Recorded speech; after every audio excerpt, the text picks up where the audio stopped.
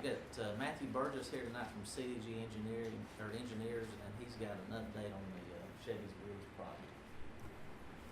Hey, just to introduce myself again, if anybody didn't catch my name is Matthew Burgess with CDG Engineers. I'm the project manager with the Chavies Bridge replacement, overseeing the design and hopefully ultimately the construction for the bridge. I wanted to give you an update on the progress that's happened to date very briefly, and also let you know kind of going forward where we stand. As you know, we had an agreement for some preliminary engineering and a hydraulic modeling phase. That is complete and approved through ALDOT at this point. The end game of that basically means we have a structure approved through ALDOT's Bridge Bureau for the replacement structure on the bridge based on a computer model and then some preliminary bridge and roadway designs. At this time, the bridge is a 280-foot long bridge, basically at the same grade. If you're familiar with the Chavies Bridge, it's got those two 45-degree approaches, and then the middle portion. The proposed new structure goes back into the grade that the flat section is. So the road would be graded in such a manner so as to the bridge would actually be all 280 feet instead of having those two 45-degree angles. You'd have basically the same length of bridge you got now, just everything would be at one nice level. That is approved through ALDOT. We have gone ahead, even though technically it wasn't a part of that scope. A big part of the particular funding mechanism we're dealing with here is environmental studies. And at this particular site, there is the potential for some endangered species. Due to seasonal considerations, we've gone ahead and basically footed those studies already. We've already got them underway because we run the risk if we wait. The particular flower in question only has a distinct blooming time. So if we had waited, it might delay us a whole year. So I actually have the completed, I got lucky and brought it with me, and we got it done in time. So I have the report, there is no endangered species out there. The habitat is suitable, but they did not find anything. So the biologists seem to think Fish and Wildlife will clear this project and we can move on through the remainder of the environmental studies unimpeded. Going forward, what we've got, basically we have the approval to design the structure through ALDOT. We've taken our existing contract with the city as far as we can take it. The remainder of the work is putting a set of construction plans for both the road and the bridge together.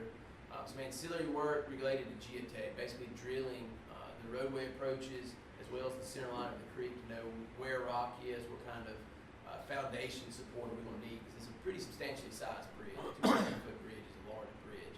The proposed replacement structure is a 6-span structure with a 40-40, 60-60, 40-40 span arrangement. I mean, you've got each end has 2 spans of 40 feet and then 2 longer spans in the middle of 60, totaling 280 feet span the creek plus the floodplain. That, in a nutshell, is where we stand. I wanted to devote most of our limited time so y'all can ask me questions. I think you'll get a lot more out of it if you can ask me what you need to know rather than me just up here prattling on. So at this time, y'all, whether it's going forward or in reverse, whatever you need to know, feel free to go ahead and hit me up with some questions. I've got pretty much numbers for anything you might need to know with me. I was kind of let you lead that discussion as opposed to me being presumptuous about it. So I'll open you guys up for any questions you may have for CDG at this point. It's my understanding that we did receive a letter stating that we are in jeopardy of losing this grant, but that was the same letter that was sent out to everybody who received a trip grant who has not began the actual project itself. They haven't put a shovel in the ground. Right, correct. Now, it's been brought to my attention that we're going to have to get right-of-ways from some surrounding property owners. Correct. Is there any possibilities in the fact that we haven't already got those right-of-ways? Do we run any risk of some sort of legal battle if one was to arise that would cause us to miss the December 2015 date? Obviously, it's hard to answer in absolutes because right-of-way acquisition is always it's a kind of, I don't want to say roll of the dice, particularly in this case where that bridge needs to be replaced. Typically, you have property owners that are very willing to help out the city because it is such a bridge in poor condition. Speaking in generalities, right now you would have about 6 months of buffer time to do any right-of-way acquisition and still make that December deadline. Is this something that we should have been doing 6 months ago? You can't because of the funding mechanism. Until FHWA has approved an environmental document, any right-of-way negotiations are off the table. When would be a proper time for us to begin that? 'Cause As, basically, ALDOT kind of leads that process. When the Federal Highway Administration, which is obviously the parent administrative organization to ALDOT, once they have approved the environmental document, then we can go get it right away. Until that has happened, it's basically a big no-no to do any kind of right-of-way acquisition because you've not completed the necessary federal studies that allow you to purchase right-of-way. I'm sorry, once they approve what, you're throwing out a I'm lot of sorry, big words. environmental document. Okay. Because there's federal money involved in this, you're subject to the NEPA laws, which basically means you have to prove you're not having adverse impacts to the environment. So this document is the one that cleared that we didn't have endangered species. Correct, and that's then, one component of the environmental. well then, is it that point where we have to get approved from the Fish and Wildlife as also? Yes, is the next that- step will be send the study we have to Fish and Wildlife. And then Other- from that point, okay. And then there's other studies that include cultural resources, which is basically Indian artifacts, any kind of significantly architecturally historic buildings in the area. Unless they find some under the creek bed, I would not expect that one to be an issue here. Right, okay. You've got FEMA considerations. Those typically fly through because any of the bridges, just the way ALDOT has set this program up, they basically make it impossible for you to have any adverse FEMA effects. And for us to fit ALDOT's requirements, FEMA is automatically taken care of. There's no hazmat, you don't have any gas stations, dry cleaners, anything like that in the project area. So really the two big ones are getting the State Historical Association to sign off on it, the Alabama Historical Commission, get their concurrence, Fish and Wildlife. And we've done all the legwork for Fish and Wildlife Okay. already. So basically, if this thing were to go under contract, we could have an environmental document ready to go within, I'd throw out 3 months.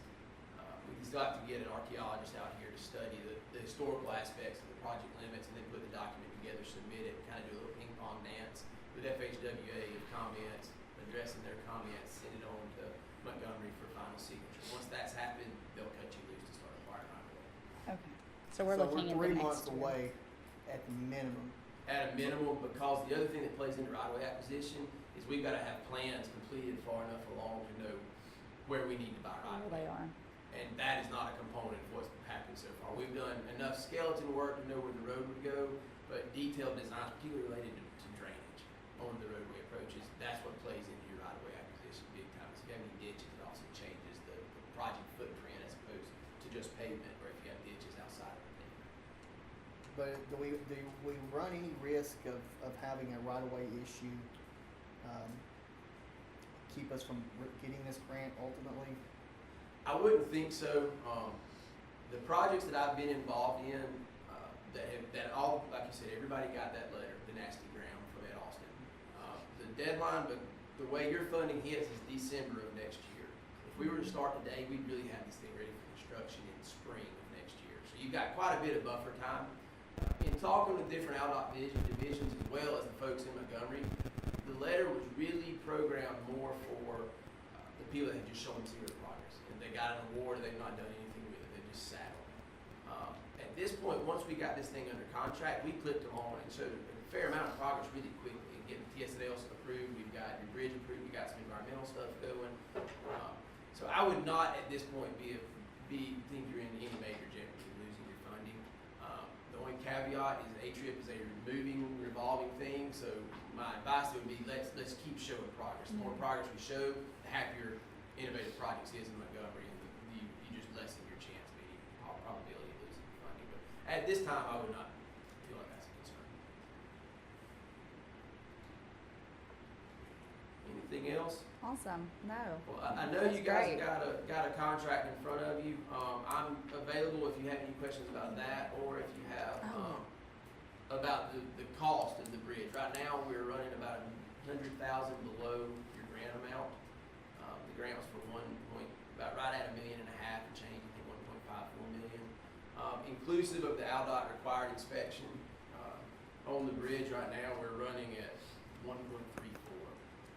Is the total number. So you've got a little bit of fluff in your construction estimate. The farther down the path we get on design, obviously that number gets sharpened because we have a lot more firm data to go on. Right now, the only way we can arrive at a cost estimate is to use the big dollar items, which is your bridge, your pavement, and your earthwork, and basically put a contingency on the rest of the items because they're unknown right now. But we do know about how much earthwork, how much pavement, how big the bridge Now, is. the 1.34 million That's just the construction cost itself. Construction plus engineering inspection, which is also reimbursable through the A-Trip program. Okay.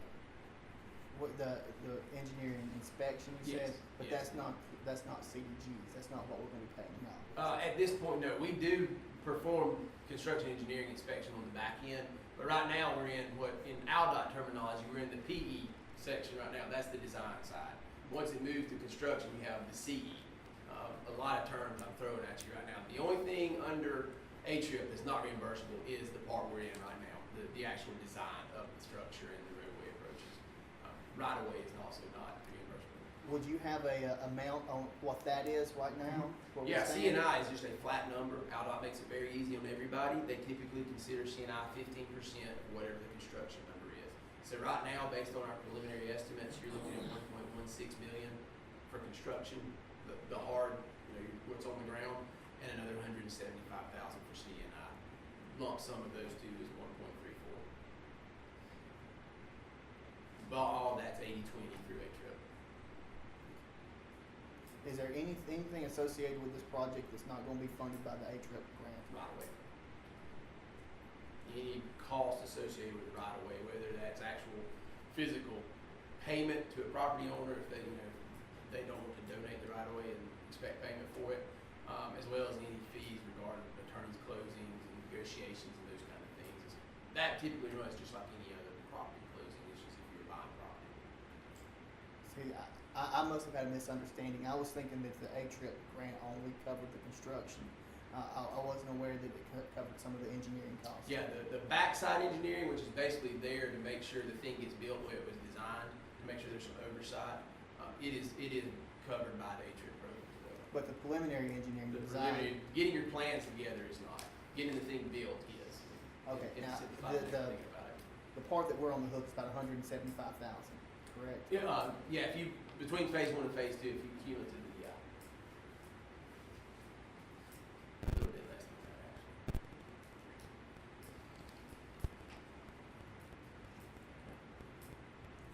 Any other questions? All right, well, Thanks for we coming. certainly appreciate doing, being able to do this for you, and got any other questions, feel free to give me a call. Thank Thank y'all. you.